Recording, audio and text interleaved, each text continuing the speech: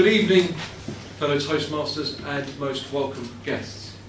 I have three passions in my life: my wife, my children, and rugby, but not necessarily in that order. The purpose of the speech this evening is to try to convince you all that rugby is the best team sport in the world. And I will do that with the use of three props, because I believe all children from 5 and 6 years old, girls and boys, should be introduced to the sport of rugby. And I will demonstrate that right now. And I'll use the first of the props, which is a football. There's a football. Now, if I was 5 or 6 years old, and able-bodied, I could kick that ball, and I have to say, at that point, football is a pretty inclusive sport. But very quickly, because of the media and the publicity and how well the sport is promoted, teams are very quickly developed. And you get under 6 teams now, under 7, under 8 years old. And those that demonstrate a talent for the game get on and go very well with it. But what about the girls and boys that don't demonstrate an early talent for it? Or maybe don't have a body shape for it, or just don't like it? If rugby was offered as an alternative, it would take all those players in, all those girls, all those boys. And the reason for that is that there is a position for everyone in rugby. And that's the biggest selling point for the sport. There is a position for everyone, regardless of body shape, regardless of body size, agility, or speed. Now, if I use my second prop here, this has been used a fair bit, but that's a rugby ball.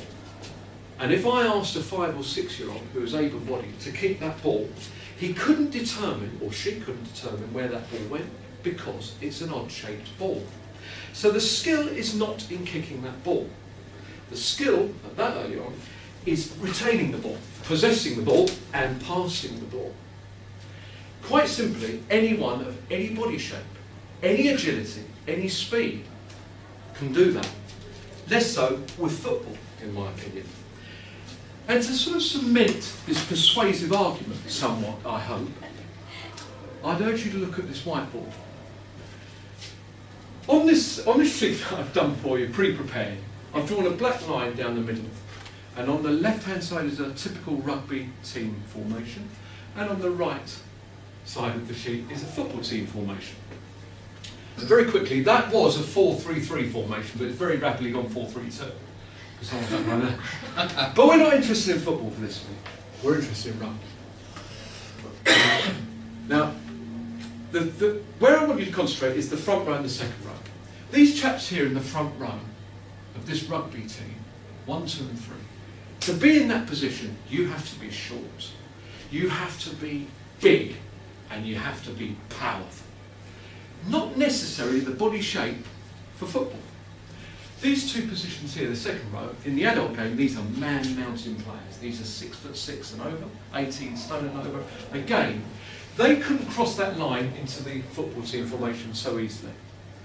So 5 of the players of the 15 in the rugby, that's a third of that team, couldn't easily go into the football team.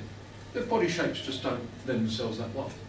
But all of the football team could cross that line and come into rugby, because there is a position for everyone, regardless of your body shape, or agility, or speed. So, if that is the case, why is it that rugby is not played widely in the schools in the UK? It is in the independent sector, but less so in the state sector. And the reason for this, I believe, is that head teachers around the UK have a fear of the injuries of rugby. And it is true. There is reported 3 times more injuries in rugby than there is in football. But largely this is a red herring, and I'll tell you why. Because largely these injuries are cuts, bruises and abrasions. The sort of injuries your children would get if they fell off a bike, if they were allowed to cycle one nowadays, or even if they fell out of a tree, if they were allowed to climb the tree. I think it would give them, a physical contact sport like rugby would give children a confidence in themselves, and it would give them a confidence in that you can physically contact with somebody else and not worry about it. After all, football, basketball, netball, they're all contact sports. And also rugby can offer a discipline. A discipline, I would say, isn't so strong in other sports. And the reason for that is there's a huge amount of laws, there's a huge amount of rules in rugby because it's a very technical game. And the reason for that is it is a violent game, but it's not allowed to be played violently. So the discipline is taught at an early age. And for an example, when was it you last saw a group of burly rugby players bearing down on a referee or remonstrating with the referee over a decision he's made? It simply doesn't happen. It doesn't happen at the grassroots level of the game, and it doesn't happen at the professional level of the game. You know what's coming.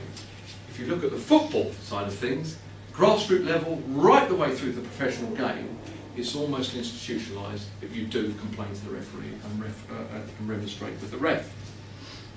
So in summary, what if the next generation of children coming into the education system were offered rugby as the first option in sport and football as the second?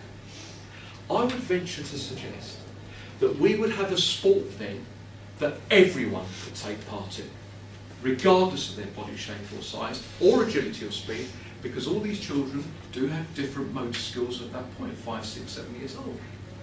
It also gives them an confidence in themselves, especially if they have a poor body image of themselves, because if, for instance, you are a very, very big boy or a very big girl, you are really needed in rugby. You are really wanted. Yeah? So I would say, in summary, please promote the sport more to your children, to your grandchildren, to your friends' children. And I hope I've urged you to do so today in tonight's speech. Thank you.